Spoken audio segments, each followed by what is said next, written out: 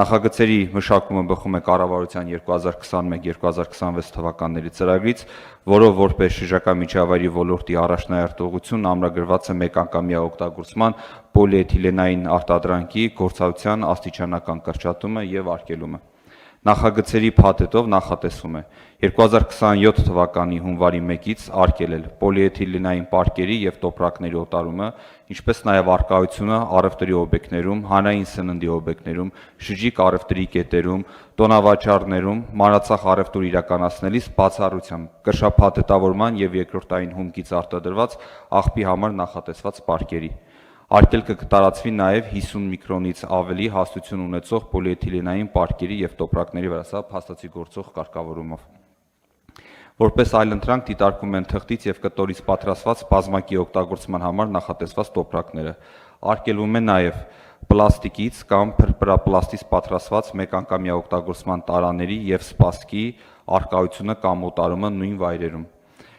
Այստեղ եւս սահմանված է բացառություն կրշափաթեթավորման համար օգտագործվող կապարիչով պլաստիկի տարաների համար, որպես այլընտրանք դիտարկում են թղթից եւ փայտանյութից պատրաստված սպասքը, ինչպես նաեւ թղթից կամ փայլաթիթեղից պատրաստված տարաները։ Սույն նախագծերով սահմանված արգելքները խախտող տնտեսվարողները կենթարկվեն վարչական պատասխանատվության առաջին դեպքում նախազգուշացում, իսկ խախտումների կրկնության դեպքում կնշանակվի 100,000-ից մինչև 150,000 դրամ տուգանք։ Հիշեցնեմ, պարոն վարչապետ, որ այս պահին գործող կարգավորումներով տուգանքը նախատեսվում էր 30,000-ից 100,000 դրամ։ Վարչական իրավախախտումների վերահսկողությունը վերապահվելու է շուկայի վերահսկողության տեսչական եւ տեղական ինքնակառավարման մարմիններին համատեղ։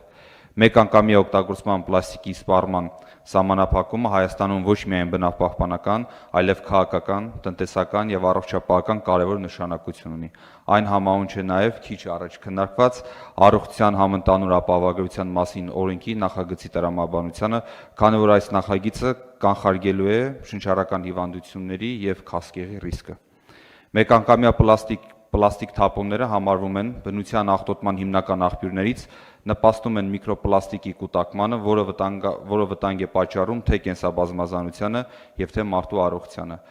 Այս ամենը ցույց է տալիս, որ շրջակա միջավայրի պահպանությունն ու հանրային առողջության պաշտպանությունը փոխկապակցված գործընթացներ են եւ դրանց լուծումը պահանջում է համակարգային մոտեցում եւ հետեւողական քաղաքականություն։ Հարգելի գործընկերներ, կարևոր եմ համարում նշել նաեւ, որ այս քայլը կներկայացնի Հայաստանը որպես պատասխանատու եւ կայուն զարգացման սկզբունքներին հավատարիմ պետություն, հանդիսանալով հզոր ազդակ միջազգային հանրությանը Հայաստանում անցկացվելիք COP17 միջազգային համաժողովի նախաշեմին։ Խնդրում եմ հավանության արժանացնել ներկայացված օրենսդրական նախագծի փաթեթը։